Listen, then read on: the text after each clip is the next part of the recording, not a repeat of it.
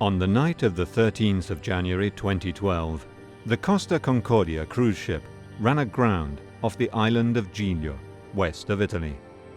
Its carcass lay off the Tuscan coast for a year, a grim reminder of one of the most bizarre catastrophes in nautical history, and of the incredible series of blunders that took 32 lives.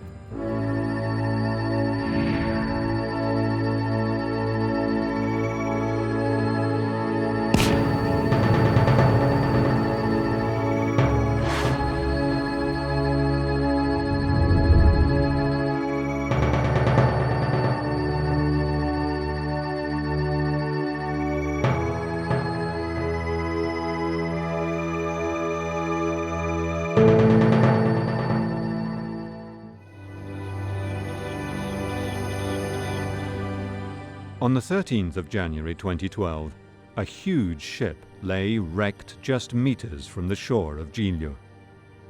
By morning, more than 4,000 people from all over the world were marooned on this island that is normally home to just 600. Now, for the first time, the whole story can be told.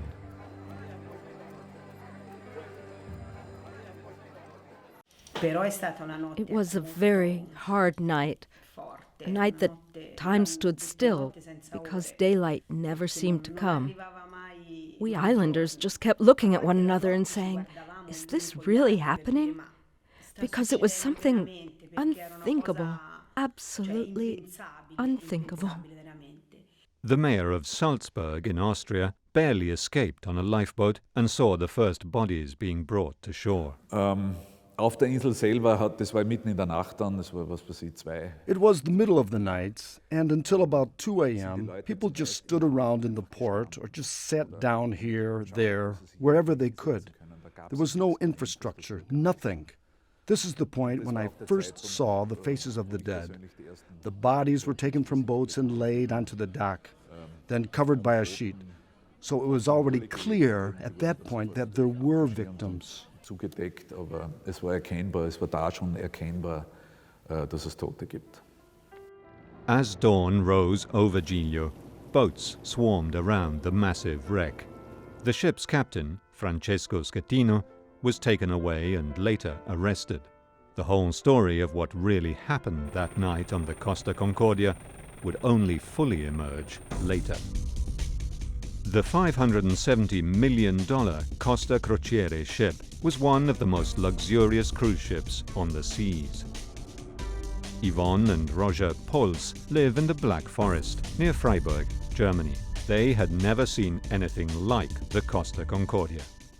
Enormous. You have the restaurants, you have 4 bars, and you have a wellness system, 3 or 4 pools, and you have a sauna. And it's unbelievable. Totaal zijn er 3 of 4 zwembaden erop. Men heeft een sauna erop. Het is ongelooflijk. The Costa Concordia was a city that never slept. There were 11 cabin decks, with 26 lifeboats on deck 4. Decks 1 and up were for the 3,000 paying passengers, while 1,000 crew and staff occupied the lower decks. Wat eigenlijk de boot inhoudt of behelst, laat ons zo zeggen. The ship as a whole is nothing like what you see in the brochure. It made an impression on me. You arrive in the entrance hall near the ship, and you are standing in front of this enormous, indescribable, metal thing. Ian Fraser was one of the star entertainers on board. I've had so much fun on ships. They're a fantastic place to work, a wonderful place to holiday, and yes, I would definitely go back on board.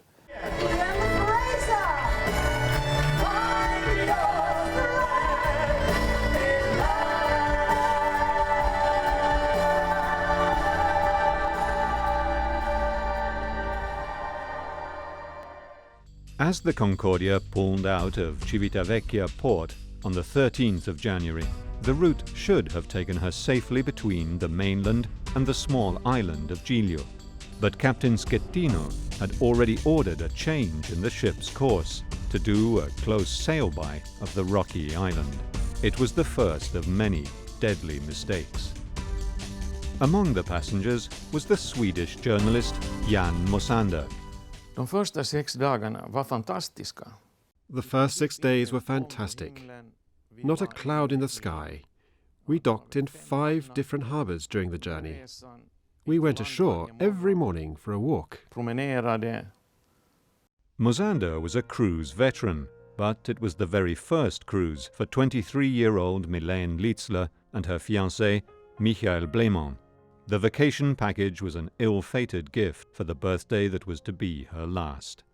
C'était l'histoire de se retrouver tous les deux. They wanted to be together a bit because Milène and Michael had different jobs. One worked during the night and the other during the day. They spent the last day in Rome, and Milène took a picture of herself in front of the Trevi fountain, throwing coins in for luck. The ship's classical violinist was Sándor Fehér from Hungary. His family and friends are speaking out for the first time since he died. I was deeply shocked. I saw it on the television. That's how I heard about it, on the news. Even when the catastrophe was shown, I was sure that nothing serious could have happened to Shani, especially because he'd been working on ships for 10 years.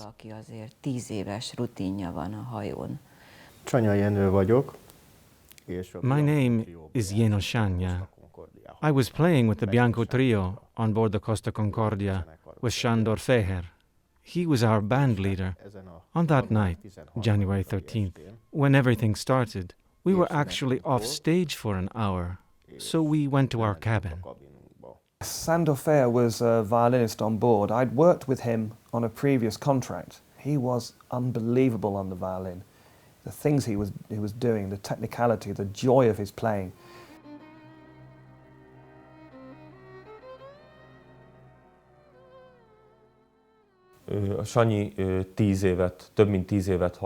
Shani worked on ships for over 10 years.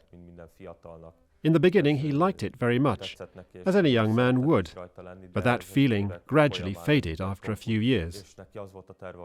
His plan was to go to the United States to work as a violin teacher and also become a member of an orchestra. As the Concordia left port on the night of the 13th of January, no one could guess what tragic destiny awaited them.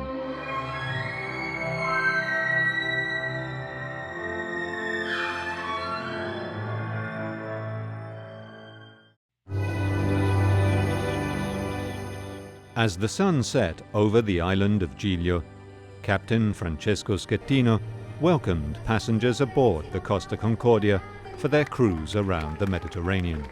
At 51, he was an experienced captain.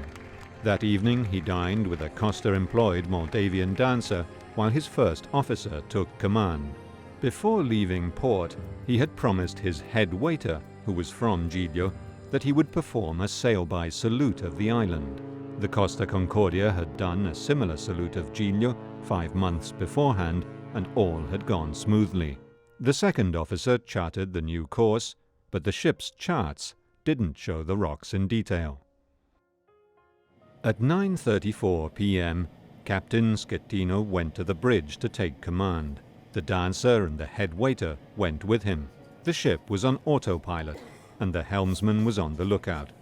Schettino ordered the helmsman to take manual control and set the Costa Concordia to a new course. Then Schettino picked up the phone and called a retired captain from Giglio and asked if it was safe to sail by. Satisfied with the answer, he proceeded. At 9:39 p.m., he took command.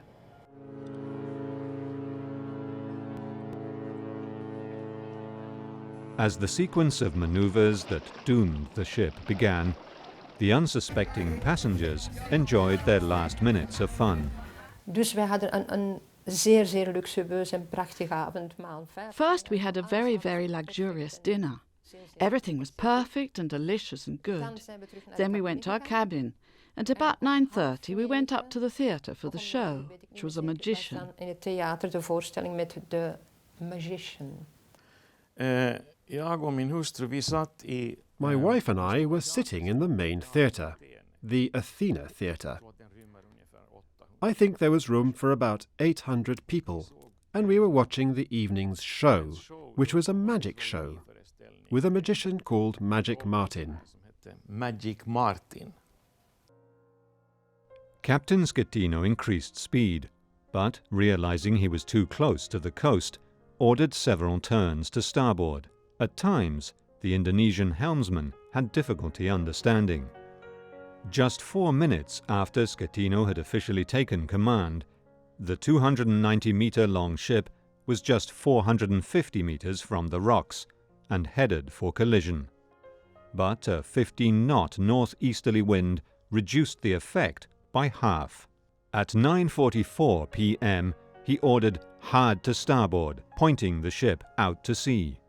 Then he ordered port 10, hoping that by pushing her left, it would take her around the rocks. He added hard to port. But, incredibly, the first officer ordered the opposite. Schettino corrected him immediately, but it took 13 seconds for the rudders to adjust. 2 seconds later, the 51,000-ton ship smashed into the rock.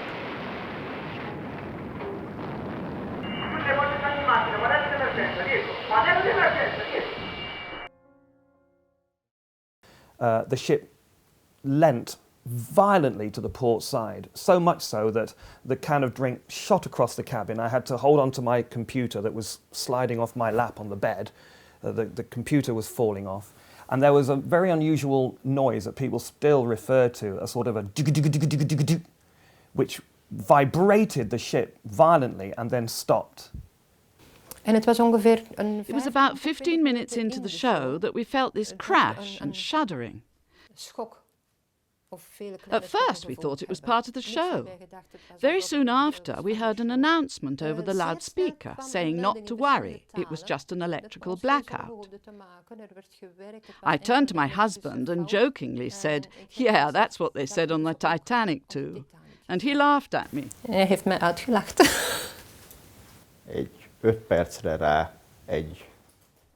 We felt a huge blow. It was so powerful that it even lifted up the television. I have been working on ships for more than 10 years, but I have never felt anything like that. We thought that the blow was pretty big and that there could have been some problems. 20 seconds later, all the lights went out in the cabin. Elment az összes világítás. A kabinban nem volt világítás. In just 20 seconds, more than 2,000 tons of water had flooded the engine room up to the crew deck and blown out the electrics panel. The rudders became stuck at 35 degrees to starboard. The bilge pumps and self-righting systems failed. The ship listed to the left. It was a death blow to the Costa Concordia. DG1, DG2, DG3 sono allagati, l'acqua continua a salire. Nei pressi del volano del motore. Nei pressi del volano del motore, mi dice. Sta uscendo dal ponte zero l'acqua, comandante. Schettino phoned the ship's owners, Costa Crociere, in Genoa. What the crisis manager told him is still unclear. Incredibly, no one called a general emergency. The Concordia drifted past the port of Giglio and out into the open sea, as, unbelievably, orders came from the bridge for passengers to make their way through the labyrinth of the tilting ship to their cabins. ¿Tú por qué andas con salvavidas si todo está bien? ¿Tú por qué este? De sound technician is weggerend.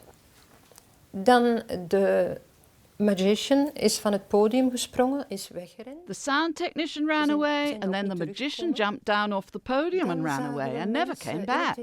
Then we saw people coming into the theatre with life jackets over their clothes. Yvonne and Roger Pols went to their cabin on deck 6. We zijn naar beneden gegaan naar de cabine. We finally got to our cabin, and that's when we realized that it was very serious. It was dark. A steward came over to us because the key card wasn't working and told us, "Take your coat, take your life jacket." And then he said to my husband, "Don't forget your medicine." Life jacket nemen. En tot mijn man heeft hij gezegd, vergeet uw medicamenten niet. When we came out into the first lobby, people were running. Passengers were coming out of the restaurants. And there, it was even more chaotic because plates and food and chairs had been flying around in there. Där hade porslin och mat och stolar och allt hade flugit omkring där i. The Mozanders went up to their cabin on deck 8 to get their life vests and personal things and stepped out onto their balcony to get their bearings. Då såg jag 150 meter, kanske 200 meter längre bort. I saw 150 meters, maybe 200 meters away, lights. It was land. It was the small port of Giglio. So I said to my wife, if things get really difficult here, then we'll have to swim. I came back in from the balcony of the cabin, and there was a total blackout. About half a minute passed, and we managed to get out into the corridor again and down to the muster station. Then in the crowd, people were pushing from the back. Den här folksamlingen, det tryckte på människor bakom. The Coast Guard grew alarmed after receiving calls from the families of crew reporting an emergency. Buonasera Costa Concordia, cortesemente avete dei problemi a bordo voi? Sì, affermativo, abbiamo un blackout a bordo e stiamo verificando le condizioni. Che tipo di problema? Solamente il generatore, perché i carabinieri di Prato hanno ricevuto una telefonata di un parente di un marittimo che diceva durante il pranzo mi è cascato tutto in testa. No, negativo, abbiamo un blackout e stiamo verificando le condizioni a bordo. Unconvinced, the Coast Guard scrambled a helicopter to see for themselves. Providence, meanwhile, would come to the rescue. The very same northeasterly wind that had interfered with the Concordia's steering now turned the ship and pushed it back towards the island. I remember going out on deck and seeing that the land was relatively near and a flotilla of boats was nearby. And again, you just think nothing bad's going to happen here. We're near land.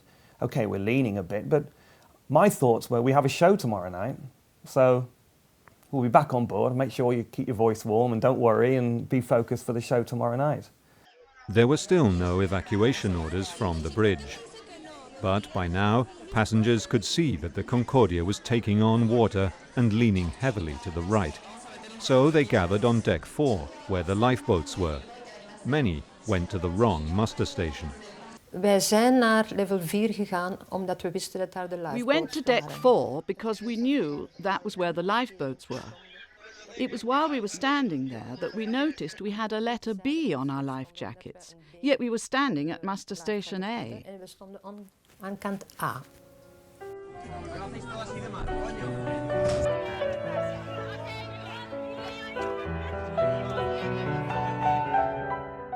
Michael and Mylène made their way to muster station B and texted their parents in Paris. They sent an SMS at 11:15 p.m. saying there was a problem on the ship and that they had their life jackets on and that they had to leave and embark on a lifeboat. When we received the SMS, we were so tired, we didn't see it straight away. We only saw it in the morning, at 7 o'clock in the morning. Odaálltunk mi is, és akkor jött oda egy olasz hölgy. We were standing there when an Italian lady asked for life jackets for her kids. Sándor went away and brought back as many jackets as he could carry in his arms. Then he had to put them on the kids because the parents were so terrified that they couldn't do it.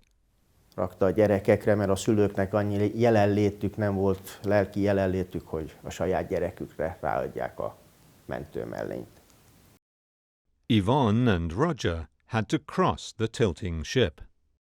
En dan begon het grote avontuur, want het is niet... That is when the adventure began, because we had no idea how big the ship really was. We thought it wasn't even 10 meters wide, but it was very broad. And it wasn't level. We could barely stand up, and we had nothing to hold on to. On deck 4, Yvonne and Roger Pols could see that the lifeboats were full and the staff were having trouble with them. That was the first moment when I really felt scared. We could see they were having trouble with the lifeboat and that there was no room on the lifeboats. And that was the first moment we looked at each other and said, "Is this the end? Is this how our lives end?" Waar ons leven eindigt, ja.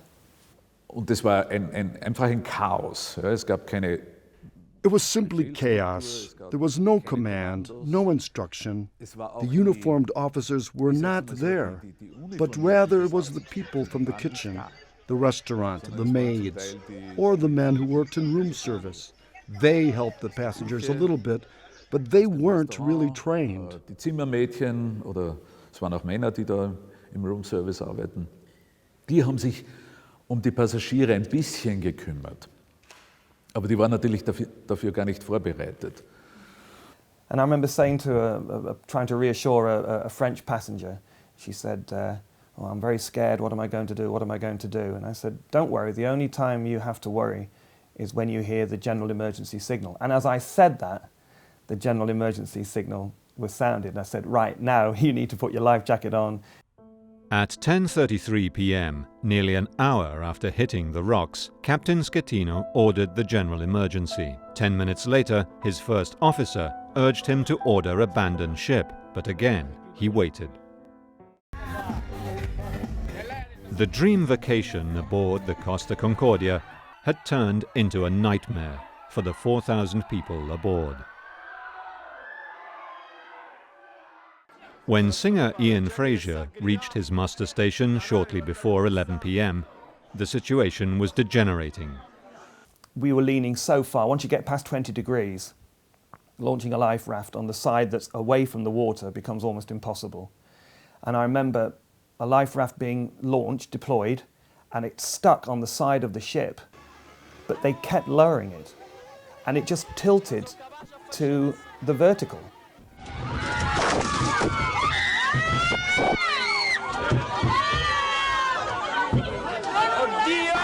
Full of people, you could hear people screaming, you could hear people falling inside it. All the crew members on the ship watching this were screaming, saying, "Stop, stop, stop lowering the boat, stop lowering the boat." But they lowered it far too far, and then finally, with it stuck on the side and tilting to the vertical, they finally stopped, and it broke away from the side of the ship and swang and clanged back into the ship. And I remember thinking, this is terrible.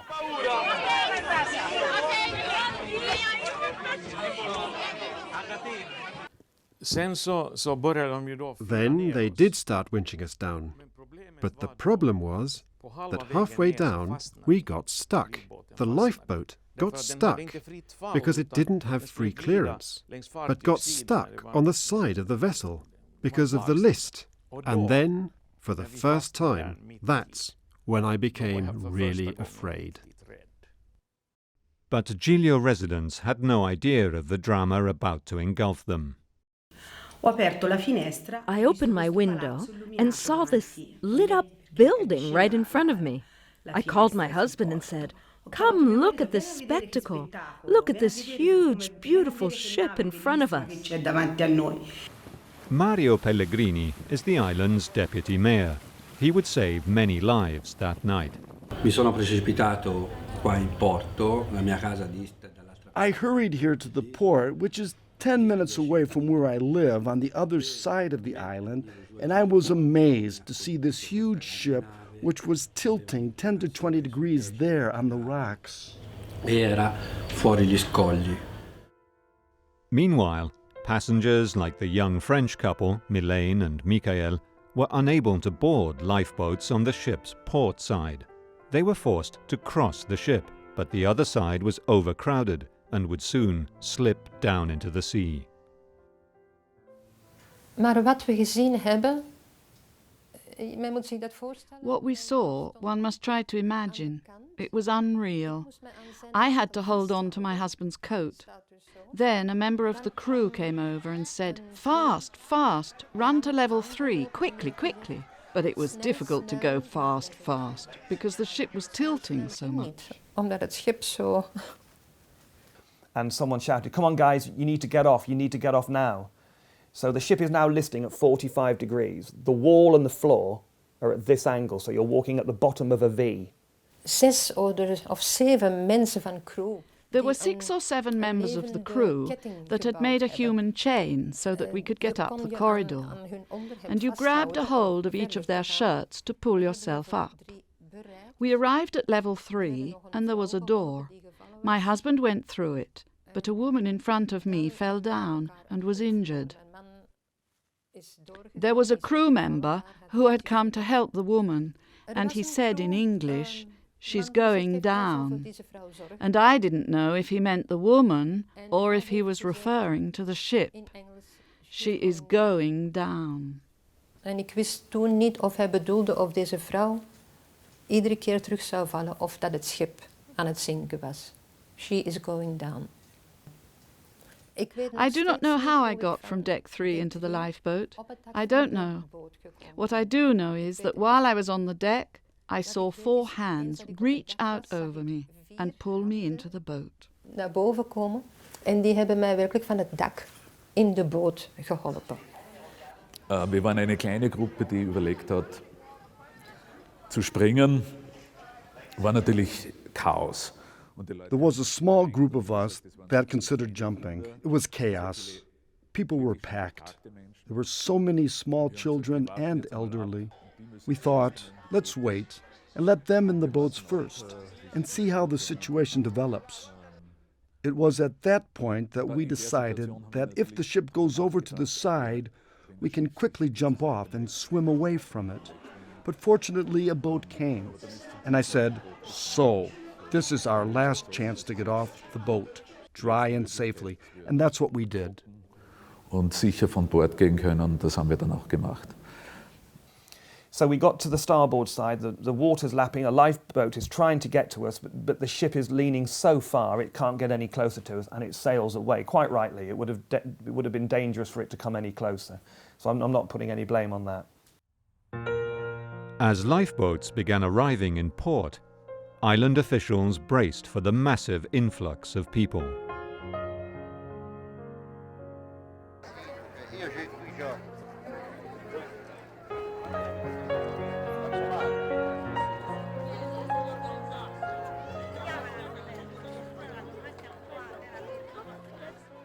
Abbiamo aperto gli asili perché sono dei contenitori di grandi. We open the nurseries because they contain large halls, and so large rooms that can house a lot of people.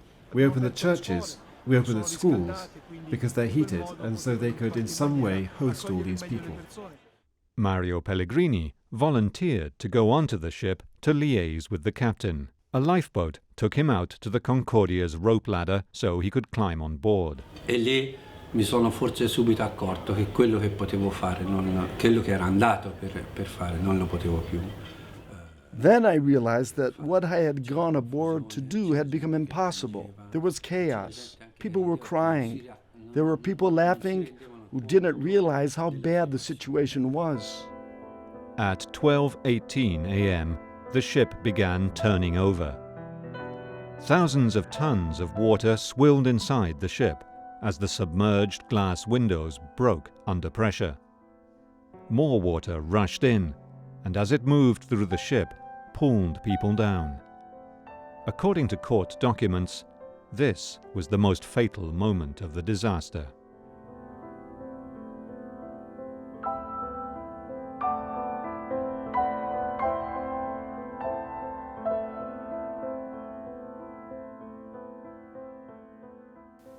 And there's about 30 passengers, 40 passengers, and about a dozen crew by now at the back of deck 4.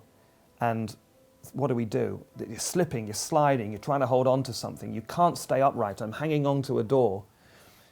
As it ended up, the Concordia rested on the rocks and stayed there. But we didn't know. It could have been that the ship was going to suddenly just slide down in seconds, gone. There was a passenger standing at an open gateway, the water lapping at his feet, and he said, "What do I do?" And I remember people said, "Go, go, jump now, go." Myself and Kirsty, Stephen, Joe, and passengers, with our life jackets on, we just jumped. During this confusion, Schettino got into a lifeboat and left the Costa Concordia. Mario Pellegrini had found the bridge, but no officers. He was headed down a corridor to help others when the ship began to turn over. In quel corridoio eravamo. There were about 100 people in that corridor. People were yelling. There were screams, crying. It was like what you might expect from a film. That's how it was in that moment. Film così era in quel momento. And the sound stays with you. There are people screaming, and that crunching metallic sound. I know it's a cliche to talk about the Titanic, but it's exactly the sound that you hear in that film is the sound that we heard. Things crashing inside the ship, metal groaning, twisting, and the ship, such a cliche, dying. Mario and the others were stuck in the heavily tilting corridor when they found a ladder one of the officers had put down. 100 people were massed at the bottom of that step ladder. The scene was quite violent. There was no more chivalry. The idea that elderly and children should go first had disappeared. Il far passare i vecchi e i bambini era una cosa, un'utopia. All night, Pellegrini worked together with the ship's doctor and the purser, extracting passengers with ropes and ladders from dark, watery corridors. Quando cercavamo di farli uscire piano piano tutto insieme, abbiamo sentito delle grida. As we were trying to get them out slowly but surely, we heard shouts. These shouts came from shafts.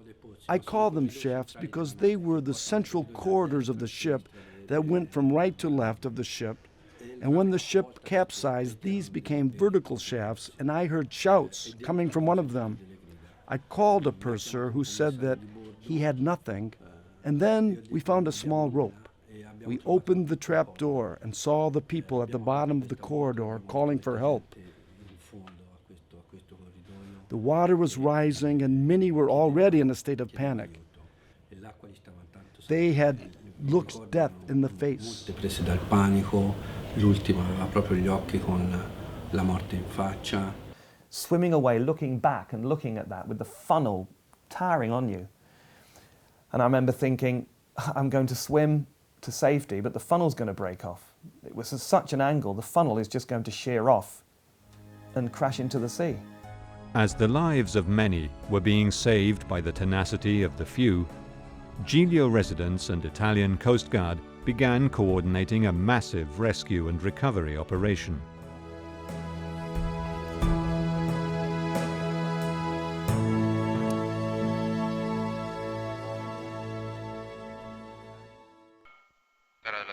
È questa? Qual dov'è? Eccola qui. È affondata!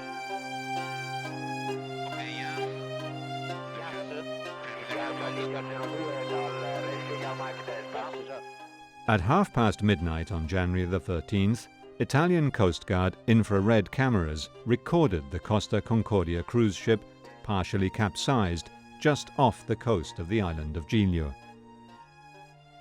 Water was rushing into the ship. Passengers were trapped both inside and on the ship's slippery exterior. Some had swum to shore. Made it to rocks, and two elderly passengers with life jackets were swimming in the water.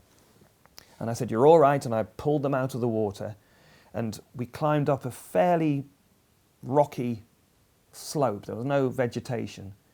And we climbed up and stood on top of a rocky cliff top with by now, about 60, 70 people.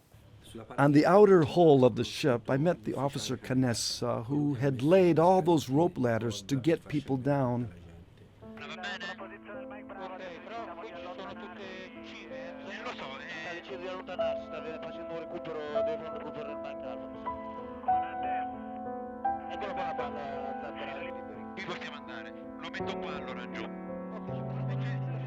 It was hard to walk on the outer hull, especially because some people needed help, such as the elderly and children.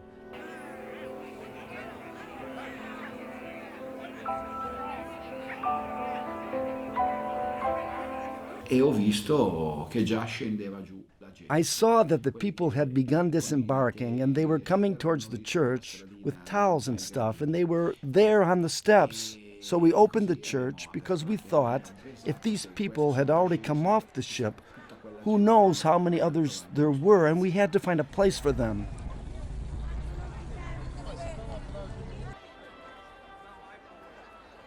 Residents opened up their private homes and helped passengers in their desperate search for loved ones.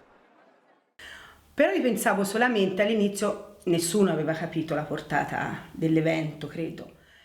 To begin with, I thought, well, no one understood how big the event really was. I had 2 guest rooms, so I thought I would put 2 people in the guest rooms. In the end, we had about 50 people here. Avevo una cinquantina di persone alla fine, abbiamo portato a casa. In Livorno, Coast Guard Commander Gregorio De Falco finally reached Captain Schettino. Senta, io sono De Falco da Livorno, parlo col comandante? Col comandante Schettino, comandante. Schettino? Sì. Ascolti Schettino, ci sono persone intrappolate a bordo, adesso lei va con la sua scialuppa sotto la prua della nave, lato dritto, c'è una biscaggina. Lei sale su quella biscaggina e va a bordo della nave. In questo momento la nave è inclinata. Ho capito. Che sta facendo, comandante? Sto qua per coordinare i soccorsi. Che sta coordinando lì? Vada a bordo, mi coordini i soccorsi da bordo. Lei si rifiuta? No, non mi sto rifiutando. Lei si sta rifiutando di andare a bordo, comandante? No, ci sto andando. E mi dica qual è il motivo per cui non ci va. Ci sto andando perché ci sta l'altra lancia che si è fermata. Lei vada a bordo, è un ordine. Lei non deve fare altre valutazioni. Lei ha dichiarato l'abbandono nave. Adesso comando io. Lei vada a bordo. Ci sono già dei cadaveri, Schettino. Avanti. Quanti cadaveri ci sono? Non lo so. Uno l'ho sentito. Me lo devi dire lei quanti ce ne sono, Cristo.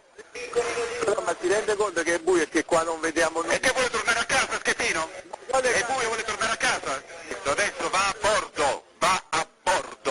E mi viene subito a dire quante persone ci sono. Va bene, comandante. Vada, subito. But Captain Schettino never returned to his ship. Back on Giglio, coping with 4,000 shipwrecked survivors was a Herculean task. I was hugely impressed by the inhabitants of the island. It is a small island. There are not that many people. And in the port, even fewer. They were magnificent. They threw blankets and towels from their windows because some passengers were drenched as they had jumped into the water. Mijn eerste gedachte als ik aan land kwam.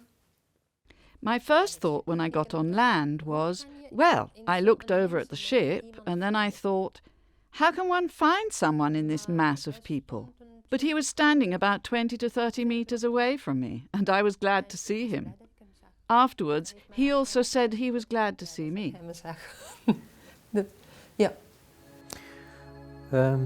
Voor mij, ik stond op de kaai en had al een paar keren rond. I was standing on the quay and had already looked a few times around to see if I could catch a glimpse of a well-known face. And then there was the moment that I saw her, 20 or 30 meters away from me. My wife, with a mobile phone in her hand, trying to call me. Poi invece verso l'una ho trovato una signora tedesca. Around 1, I found a German woman in a complete state of shock. Wet, without socks, without shoes, and her feet were bluish. From 1 o'clock on, we started searching for her husband, who had remained on the ship to help her handicapped friend. It was an endless search, with this mantra, Roter, Roter, Roter, who was her husband. We were looking for tall men with gray hair. In the end, at 6, we found him in the church. It was terrible. Terrible. Terrible thing. Come erano vestiti sono scesi. Quindi c'è chi era. They were dressed exactly the same way they were when they got off the ship. The people who were having dinner were dressed up in evening clothes. And when they arrived in church, there's one bathroom, and there was a lot of women all dressed up in evening dress and lame and high heels. Vedevi tutte queste donne con questi bei vestiti da sera, no? Con lamè, col tacco. As dawn rose, ferries began taking passengers to the mainland, where the civil defense had begun setting up tents for first aid and shelter. And then when the people realized they were on an island, there were scenes of panic because no one wanted to get back on board. And we spent the night in a church, and people were sleeping in the church, in the local school, in all sorts of buildings they could find. And then the following morning, a ferry left at 8 o'clock, and kind of the last thing you wanted to do was be back on the sea again, but you realized you didn't have much choice. So we all got together and went down to the ferry that was going to leave at 11. And we were all there hugging and kissing. As you can imagine, they kept blowing us kisses until they disappeared over the horizon. We felt so relieved that this huge mass of people had finally left, and this emergency was finally over. But no, the world came to Giglio. Il mondo al Giglio è venuto. The media, investigators, rescue workers and salvage teams all descended on Giglio, where shaken family members also waited desperately for news of their missing loved ones. We'd been waiting for news for 2 days, and we were starting to be very anxious to know what was happening. And on Monday morning, I saw the first reports on TV about the divers going into the Costa Concordia, and I began to say, we have to do something. We have to go there because we have to find our children. És amikor mentünk át, a konzulnő kísért bennünket, a Giglio szigetre megyünk, már föl is szállt. We were escorted to Giglio Island by the lady consul. We boarded the ferry and were actually heading to the island when she received a phone call about 5 newly found bodies, one of them presumed to be Shani. The ferry turned around and we got off, and we had to go to a hospital in Grosseto to identify him. That was it. No one had been sure whether it was him or not. We had been hoping it was someone else, and that's when I saw him. I had to identify him. That's when I had to face the fact that he was dead. Nekem kellett azonosítani, és ott szembesültem vele, igen, hogy ő volt.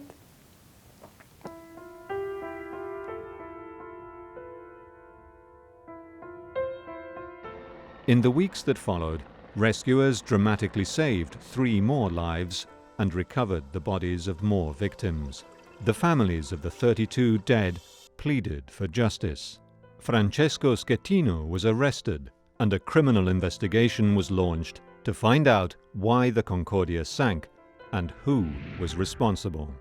Removing the precarious vessel from the rocks of Giglio, however, would take more than a year, cost millions, and prove to be one of the most risky and complex salvage operations in nautical history.